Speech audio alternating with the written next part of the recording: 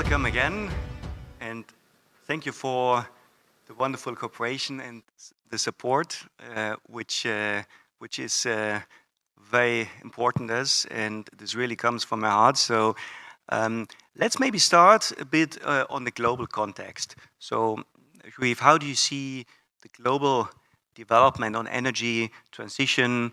What are the developments, and also towards net zero, which is an important thing where we all need to jointly come towards? First of all, Cornelius, thank you very much to you and Dii for having me here today.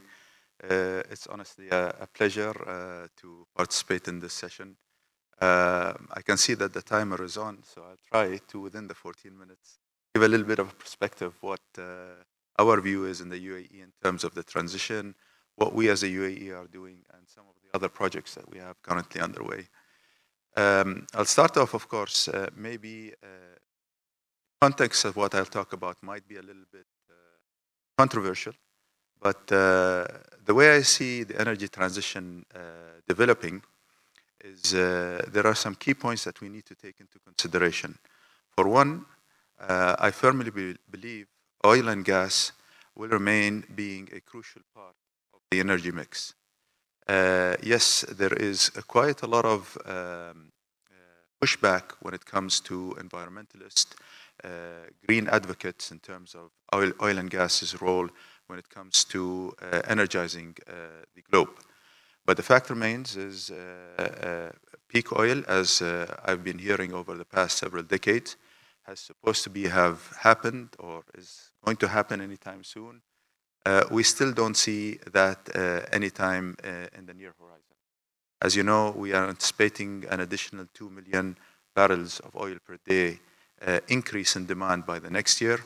So oil and gas will remain playing a major role in the overall energy mix. Now, saying that, of course, it is a source of energy, but it does not mean that we have to adopt that energy source irresponsibly. There are metrics and there are measures that we, of course, in the UAE are taking, and many other countries, many major oil and gas producers, in terms of limiting the emissions, looking into carbon capture and storage solutions. I think another aspect that I see also on a global scale developing very quickly is energy efficiency.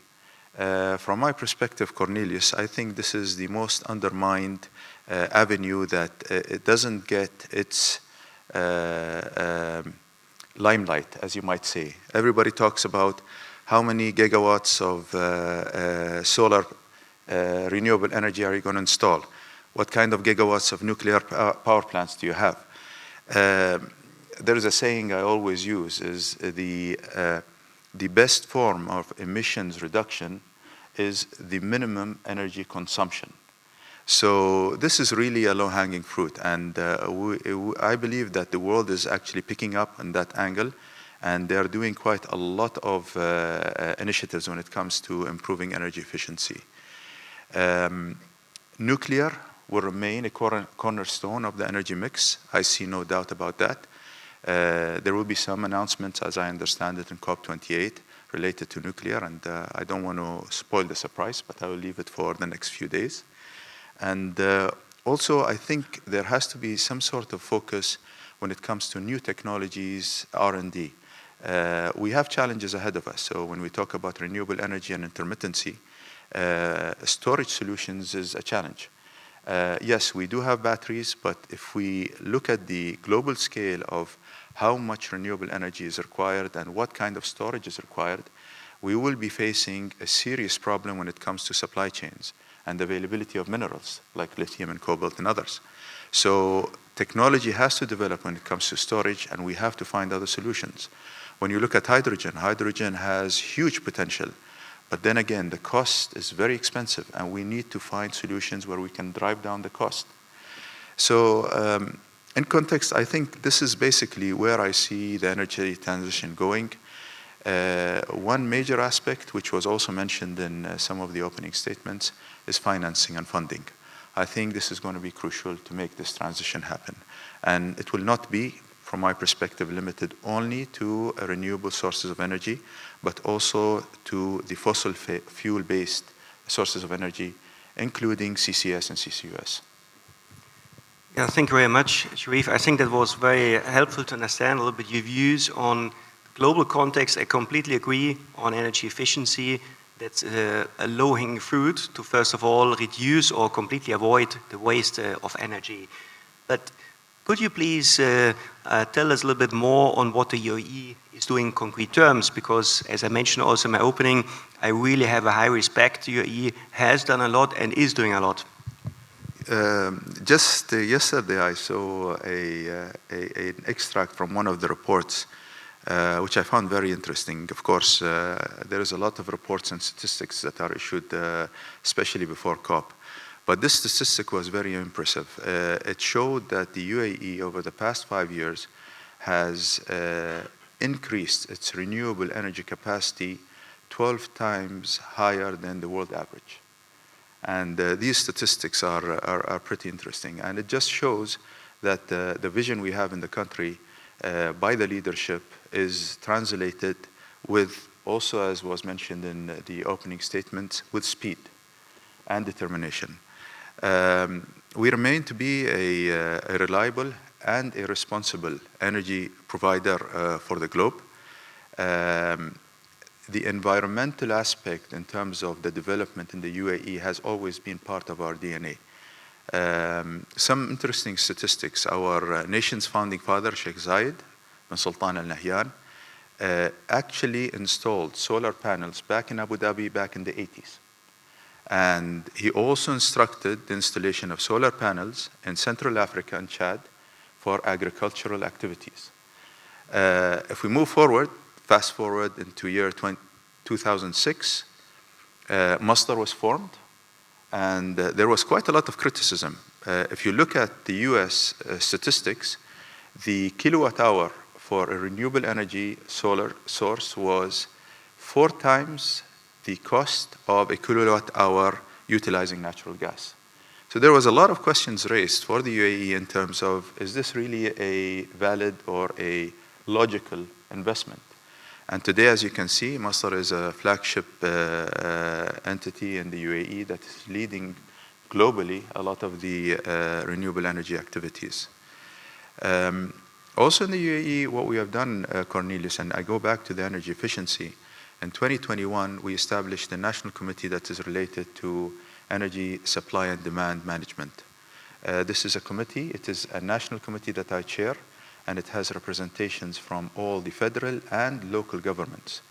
It is focusing on reducing electricity consumption by 40%, water consumption by 51% by the year 2050. It covers 4 major sectors, industries, buildings, transportation, and agriculture.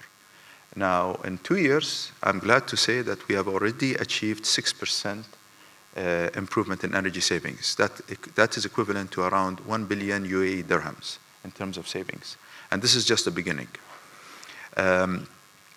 There is a lot of work that we need to do as well when it comes to our national demand and supply management program. We are encouraging different entities in the country to utilize latest technologies like smart meters, capitalize on the use of AI in building management systems. We are giving them the regulatory support with issuing the likes of green building codes. And also, we are working on a very important aspect. Again, it was mentioned in one of the opening speeches, is the awareness and the education. We have actually prepared a comprehensive curriculum at different ages at schools so that it is implemented into the Ministry of Education system. So even UAE nationals or expats in the UAE at a young age get this kind of exposure in terms of what it means to be energy efficient, what it means to manage your demand. We have achieved quite a lot, I think, in the UAE. We have the first nuclear power plant. We commissioned the first hydrogen plant with Siemens and DIWA. We were the first country that ratified the Paris Agreement, the first country in the region to commit to net zero, the first country in the region to have the first commercial CCUS facility in operation. This, as most of you know, is going to be increase to 10-folds by the year 2030. And many more. Of course, us hosting COP28 is a testament, I think, on a global level in terms of what the UAE has done and what we have achieved over the past. Well, congratulations on this, and we are proud as Dii Desert Energy to be based here for many years, actually, because this is really, as I see it, that Dubai has become not only one of the regional, but one of the global hubs for the energy transition. But one interesting thing, Sharif, is that just a few weeks ago, the UAE published as the first country in the region a federal hydrogen strategy. Could you please guide us a little bit through some of the key elements of this hydrogen strategy? Indeed. I have to, before I start, I have to give my highest and sincere thanks to the government, the federal government of Germany, who we have been working with very closely through an energy partnership since the year 2017. And we have achieved quite a lot with them. On the strategy itself, we worked hand in hand with GHD and Fraunhofer Research Institute. They were instrumental in actually supporting us in developing this national strategy. In brief, the strategy revolves around certain targets. We are aspiring to be amongst the leading hydrogen producers on a global scale. We have targeted to produce around 1.4 million tons per annum of hydrogen by the year 2031. 1 million tons of green hydrogen and 0.4 million tons of blue hydrogen. At the same time, we are also doing certain studies in the country to assess the economic potential of producing pink hydrogen. Pink hydrogen, i.e. utilizing the nuclear power plants that we do have in the UAE. We anticipate through this hydrogen strategy that by the year 2030, we will reduce 25% of emissions in hard-to-abate sectors and industries. We also anticipate by the year 2031 that we will establish 2 hydrogen oases in the UAE. For the attendees, this is our interpretation of hydrogen valleys. You might call it hydrogen valleys in Europe. We call it hydrogen oases in the UAE. Of course, these numbers are anticipated to grow significantly. At this stage, we anticipate that the production would grow 10-folds by the year 2050, where we anticipate to be producing around 15 million tons of hydrogen per annum. But of course, as you know, Cornelius, technology is developing at an exponential rate. And one of the challenges with hydrogen, of course, apart from the policy and regulations and standards, is the cost. And we see consistently new research and development and innovation techniques that are coming into light where they are actually driving down the cost. And this, I anticipate, will happen over the next 5 to 10 years. And we're going to see major improvement in that.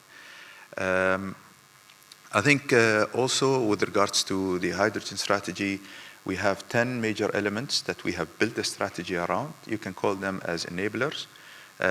These include policies, regulations, and standards. It includes education, having the necessary resources that are fit for managing a comprehensive and successful hydrogen economy. It includes funding and financing for the hydrogen projects. It includes manufacturing and having the manufacturing capabilities for electrolyzers and others within the country. And there are many others. That's in brief, I guess, what we're doing when it comes to hydrogen. Yeah, congratulations on that. I think we expect different other countries to follow, like Saudi Arabia, like Egypt, where developments are on an advanced stage, or Morocco, of course, as well. Of course, we can not close this fireside yet without talking about COP28. So that's a very special one. I remember the many nice events we were involved at Expo. It's wonderful to come back to Expo. I think we expect like 70,000, 80,000 people, actually from the day after tomorrow. So what are your expectations, priorities for COP28, Sharif? Well, for one, I know the traffic is going to be pretty bad. And so I have to really be very careful how I choose my routes. But I think I have no doubt that this COP is going to be an exceptional COP. The fact remains, and I think His Excellency Dr. Sultan has mentioned earlier, is it should come as no surprise to anybody in this room, is that we are falling behind. And there are really aggressive measures that need to be taken in this COP. I believe one of the success factors that we are going to see in this COP is it is going to be an inclusive COP. So you will have every single entity that has a role to play in the energy transition on the table, having very positive and engagement in terms of discussions and finding solutions and getting commitments. I am 100% sure you're going to see a number of pledges, a number of commitments that are going to be signed by different entities. I believe that you're also going to be seeing some improvement when it comes to the funding mechanism and commitment by the international community in terms of supporting the underdeveloped communities in terms of helping them with the transition. Moreover, I think as an outcome, I don't want to spoil a lot of the surprise, but you're going to see clear and transparent measuring tools where commitments by different countries will be registered, and there will be a mechanism tool that can transparently reflect how each country is performing. At the end of the day, the talk is good, but we are using the UAE to talk the talk and walk the walk. So we hope all the other countries follow suit. Wonderful. Yeah, well, let's hope for a concrete COP with good outcome, concrete decisions, targets, measurable. We for sure join as Dii in scrutinizing and of course bringing in our key messages, some of the points Paul mentioned at the opening as well. So really looking forward to it. I think it will not be a boring time with a lot of traffic, with a lot of talks. So in this sense, let's wish all the best. And well, most of all from my side, thank you so much for the wonderful cooperation and for your warm words and for all the leadership the UAE is providing on energy transition. We are really honored to be here in Dubai with our organization, and we are so happy about our cooperation. Thank you so much, Sharif. Thank you. Thank you, Cornelius.